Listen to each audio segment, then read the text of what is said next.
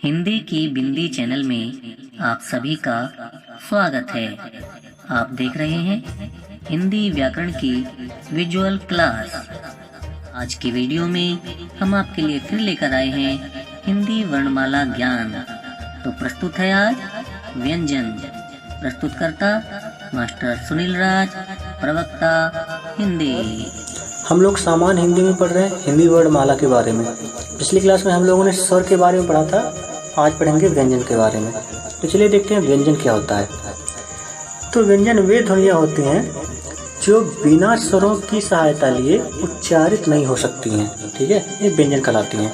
जैसे अगर का को देखा जाए तो आधा का में आ जुड़ा होता है, यानी कि जितने भी व्यंजन होते हैं सभी व्यंजन में स्वर जुड़े होते हैं, ठीक है, आ के रूप में। तो इसलिए व्यंजन को बिना स्वर की सहायता लिए उच्चारित नहीं किया जा सकता, ठीक है। जो व्यंजन होते हैं वो सामान्यतः 6 प्रकार के होते हैं। चलिए देखते हैं कौन कौन से प्रकार के होते हैं और उनकी विशेषता क्या क्या है, ठीक है। तो पहला है स्पर्श व्यंजन। स्पर्श व्यंजन क्या होता है कि जिन व्यंजनों के उच्चारण में जीभ का कोई ना कोई भाग मुख के किसी न किसी भाग से स्पर्श करता है वे स्पर्श व्यंजन कहलाते हैं। जैसे का से लेकर माँ तक के जो व्यंजन हैं उनका उच्चारण जब करते हैं तो मुख के किसी न किसी भाग से स्पर्श करते हैं, इसलिए का से माँ तक के व्यंजन को स्पर्श व्यंजन कहते हैं, ठीक है। हालांकि इनमें भी और भी सारे डिवीजन है, यानी कि का से लेकर के माँ तक के व्यंजन को और भी कई श्रेणी में विभाजित किया गया है, लेकिन उसके बारे में हम लोग बाद में बात करेंगे, ठीक है। तो अभी हम लोग का से माँ तक के व्यंजन को स्पर्श व्यंजन ही मानेंगे, ठीक है।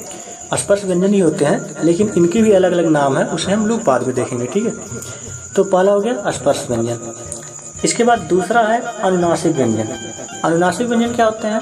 जिन व्यंजनों के उच्चारण में वायु नासिका मार्ग या नाक से निकलती है वे अनुनासिक व्यंजन कहलाते हैं, यानी कि जिन्हें बोलने के लिए एक तरह से नाक में बोले जाते हैं, ठीक है। जैसे अंगा हो गया, इया, अड़ा, ना और माँ। इन्हें अगर देखा जाए ठीक से इन्हें उच्चारण किया जाए तो लगता है कि नाक में बोले जा रहे हैं, ठीक है। यानी कि इन्हें बोलते समय जो हमारे मुख से वायु निकलती है वो नासिका मार्ग या नाक से निकलती हुई प्रतीत होती है, ठीक है। एक बार बोलकर देखिए। तो ये होते हैं अनुनासिक व्यंजन। इसके बारे में एग्जाम में बहुत पूछा जाता है, ठीक है, कि अनुनासिक व्यंजन कौन कौन से होते हैं। तो ये ऑप्शन में दे देता है और उसमें से बताना होता है, ठीक है। या फिर पूछ लेगा कि निम्नलिखित ऑप्शन में निम्नलिखित में कौन अनुनासिक व्यंजन नहीं है, तो इसमें से 3 देगा और कोई एक दूसरा देगा, तो उसे बताना होगा, ठीक है।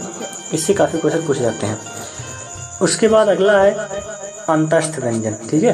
अंतस्थ व्यंजन क्या होता है? एक तरह से जो कंठ के अंतभाग से आती है, ठीक है, यानी कि हमारे जो बोलने का कंठ है, ठीक है, जहाँ से स्वर यंत्र है, जहाँ से हमारी आवाज़ आती है उसके अंतभाग से आती हुई प्रतीत होती है। यानी कि अंतस्थ व्यंजन क्या होते हैं? जिन व्यंजनों के उच्चारण में मुख बहुत संकुचित हो जाता है और वायु स्वरों की भांत बीच से निकलती है, यानी कि अंतःभाग से निकलती है, वे अंतस्थ व्यंजन कहलाते हैं। जैसे य, र, ला और वा। इन्हें बोलकर देखिए, जैसे य बोलेंगे जैसे लगेगा कंठ के अंतःभाग से निकल के आ रही है, ठीक है। रा, ला, वा बोलकर देखिए, ठीक है, तो लगेगा कि ये कंठ के अंतःभाग से निकल के आ रही है, ठीक है। तो ये होते हैं अंतस्थ व्यंजन। उसके बाद अगला है ऊष्म व्यंजन। तो ये ऊष्म व्यंजन क्या होते हैं? ऊष्म व्यंजन वे व्यंजन होते हैं जिन व्यंजनों के उच्चारण में एक प्रकार की गर्माहट या सुसुराहट होती है वे ऊष्म व्यंजन कहलाते हैं, ठीक है। यानी कि जिन्हें बोलने पर मुंह से ऊष्मा उत्पन्न हो, यानी कि कुछ गर्माहट का अनुभव हो, वो क्या होते हैं? ऊष्म व्यंजन होते हैं। जैसे सा को बोलकर देखिए और मुंह के पास हाथ ले जाइए तो गर्माहट का अनुभव होता है। या हा बोलकर देखिए, ठीक है। तो इससे भी क्वेश्चन पूछे जाते हैं। वैसे हर किसी से क्वेश्चन पूछे जाते हैं कि ये कौन से व्यंजन के अंतर्गत आते हैं, ठीक है। तो इसे याद रखेंगे। हा को बोलकर देखिए, हा बोलेंगे और हाथ को मुंह के पास ले जाएं तो वहां से भी क्या होता है? गर्माहट का अनुभव होता है, ठीक है। तो सा और हा ये जो होते हैं ऊष्म व्यंजन होते हैं। लोग सा को अधिकतर याद रखते हैं लेकिन हा को भूल जाते हैं, ठीक है। हा को मत भूलना, हा भी एक ऊष्म व्यंजन ही है, ठीक है। उसके बाद अगला है उच्छिप्त व्यंजन।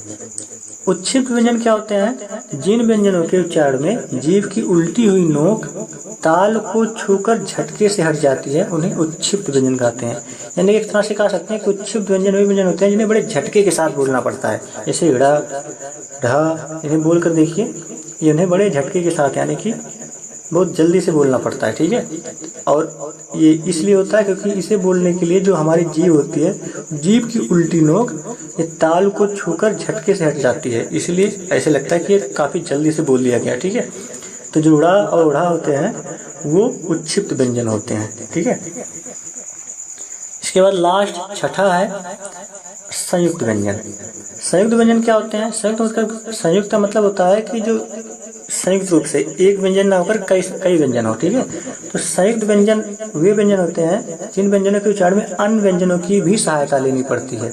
अभी हम लोगों ने देखा कि व्यंजन में खाली स्वरों की सहायता लेनी पड़ती है, लेकिन संयुक्त व्यंजन का मतलब होता है कि कई सारे व्यंजन मिले हों। ठीक है, तो संयुक्त व्यंजन ऐसे व्यंजनों को कहते हैं जिनके उच्चारण में अन्य व्यंजनों की भी सहायता लेनी पड़ती है, वे संयुक्त व्यंजन कहलाते हैं। जैसे छ, त्र, ज्ञा जो हमारे वर्णमाला में है ये संयुक्त व्यंजन होते हैं। ठीक है, जिससे हम लोगों ने देखा था शुरू में पहली क्लास में कि जो कुल 36 व्यंजन होते हैं और इसमें 3 छ, त्र, ज्ञा जो होते हैं संयुक्त व्यंजन होते हैं, इसलिए 33 मूल व्यंजन होते हैं। ठीक है, तो इसके बारे में हम लोगों ने पहली क्लास में बात किया था।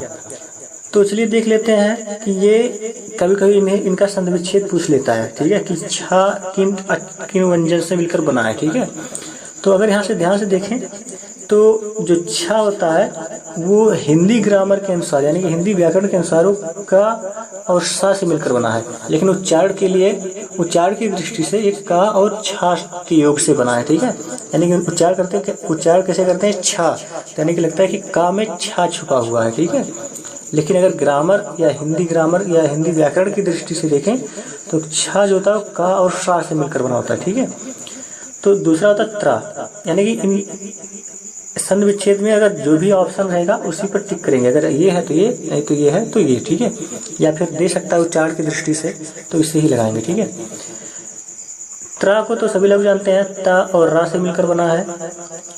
ज्या जो होता है ये भी हिंदी व्याकरण की दृष्टि से जा और या से मिलकर बना है, ज्या। ठीक है, लेकिन उच्चारण करते हैं ज्ञा, यानी कि गा और या के से मिलकर बना है। ठीक है, तो इसीलिए इनके देखिए दो संधि विच्छेद हैं, एक हिंदी व्याकरण की दृष्टि से और ये है उच्चारण की दृष्टि से। ठीक है, तो इस तरह से ये हो गया संयुक्त व्यंजन।